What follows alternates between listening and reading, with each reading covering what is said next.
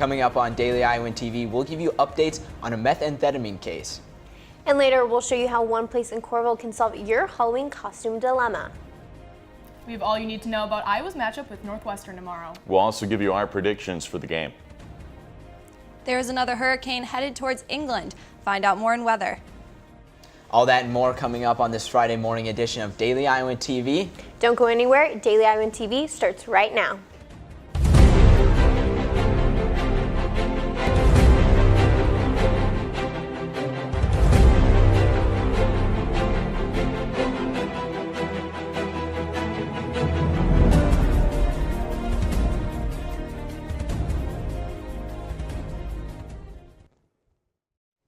Good morning and thank you for tuning in. I'm Bo Bowman. And I'm Mackenzie Cooper.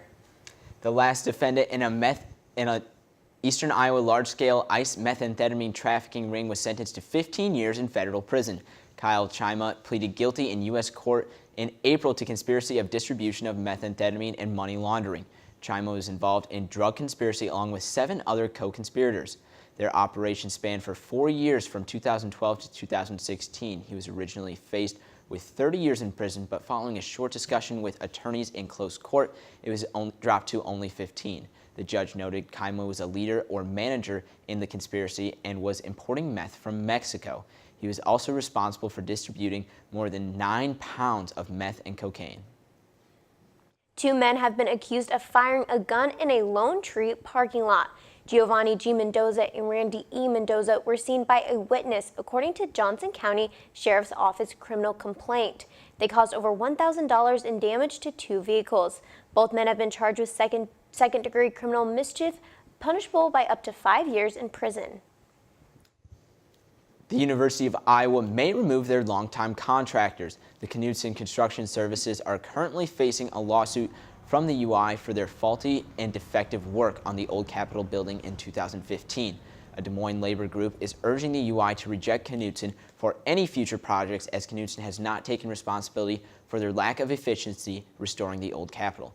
This issue is being brought to light as the UI is currently looking for a new contractor on the $24 million project to construct a new psychology building.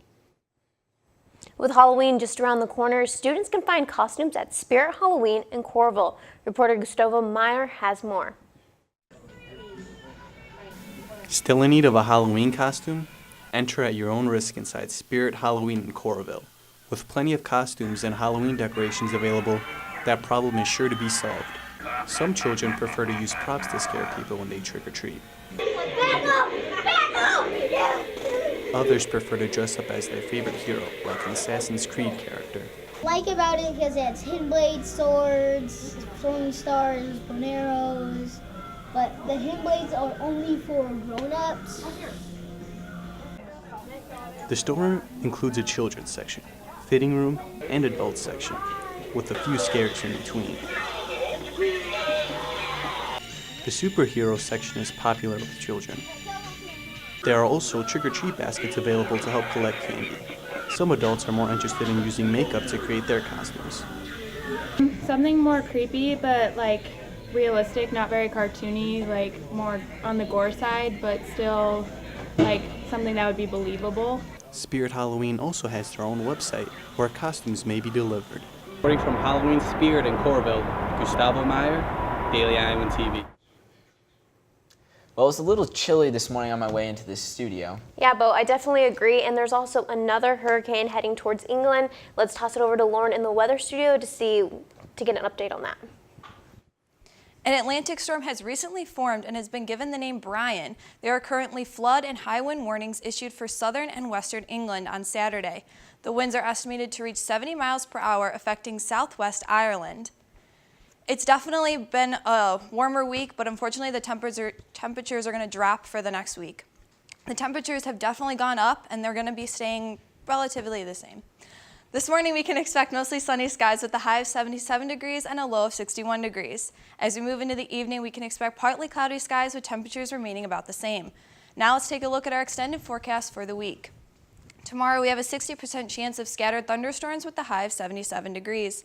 Sunday the rain will clear up as we can expect partly cloudy skies with temperatures dropping to the mid-60s. Monday we will see mostly sunny skies with a high of 67 degrees. Tuesday, we will see mostly cloudy skies with temperatures dropping to 55 degrees.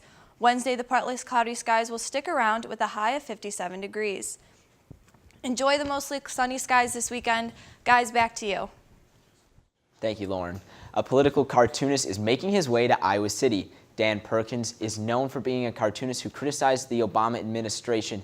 Yesterday, his most famous comic strip received a Pulitzer nomination critiquing President Donald Trump. Perkins is coming to Iowa City this weekend during the Witching Hour Festival this Saturday and Sunday. During the event, Perkins will be speaking about his career as an artist and his time in Iowa City.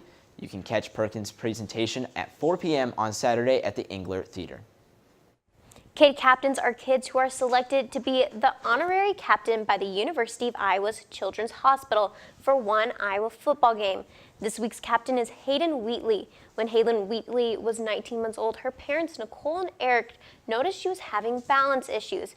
A mass was discovered on Hayden's brainstem. After surgery and 33 rounds of radiation, her treatment was over. Today, due to the trauma her body endured, Hayden undergoes different kinds of therapies. She also has MRI scans every 3 months to check for signs of her cancer returning. All of us here at the Daily Iowan hope she has a great time cheering on the Hawks. So Mary Kate and Zach are back for pregame this week after a bye week. Let's toss it over to them to see what they have for Iowa Northwestern. Thanks, guys. Welcome into week six of our pregame show. It's your favorites always, Zach Mackey and myself. Fresh off the bye week, pretty good having it after 6 weeks too. You know, Iowa State had theirs after 3. This gave the guys some more time, and then they got to rest and recover some of those injuries that they may not have had in that 3rd week. Yeah, those are nice. Kind of that little break here right in the middle. What'd you do? Bye week, come on. Rest, relaxed, went home with my family, just like a lot of the guys. What'd you do? Not bad. I the same. Back with the family and everything. Nice just to kind of calm down, and we're back for the second half of the season now. Do you miss me? So much. A little bit, I figured. Well, the offense for Iowa has just been, they haven't reached where they should be right now. Halfway through, and they've had the Iowa State game, but then they have a game like Michigan State. What are they going to have to do to just make sure they at least win out or end up 8-4 like a lot of people have them? I think find that consistency, like you said, it's been peaks and valleys so far. The Iowa State game able to put up a lot of offense like they needed to. And last season they didn't put up enough offense against a Northwestern team that was able to score 38 points last time. And that was here in Kenneck. This time you're going to their house there in Ryan Field. So a situation where you're trying not to give the ball over free, keep those turnovers on your side, and try to get that consistency along the way. Well, here's what the guys had to say about their bye week. You know, we had a lot of time last week to go over and watch film, you know, things that we need to improve on. And, you know, obviously we saw a lot of things that and I need to improve on, but not just myself, but, you know, as a team, as a whole, that there's a lot of stuff that we can still get better at. We want to improve the yards per carry. You know, it's a little lower than we would like it to be. And, you know, just being able to start from the beginning, you know, that's something that we've always talked about throughout the whole year, and something that we need to improve on. I think we're a team that's trying to improve each week. You know, we've had some setbacks and things like that, but I think we're a team that's still continuing to try and improve every time we go out there. Josie Jewell, named to multiple season All-American teams, also now a quarterfinalist for the Lott Trophy Award, leads the Big Ten with 70 tackles and ranks 7th in the country. And we're only halfway through. Yeah, I think this guy's for sure in. If he keeps having the season like he's had, that's going to be an All-American and most likely even a consensus All-American. Josie Jewell is the best linebacker of the Big Ten. He does so much with making tackles, but also making plays on the backside where people don't even see. Josie Jewell is as good as it gets, and they're going to need him this week. They've struggled in the pass against Northwestern's offense, so this is a time now to kind of get in there and try to hone in there at Ryan Field. Yeah, a lot of the guys on Wednesday talked about how he is just such a leader to them, and they look up to him, and they're just in awe. He gets the ball so quickly. So here's what some of the teammates had to say about Josie's incredible season that he's been having.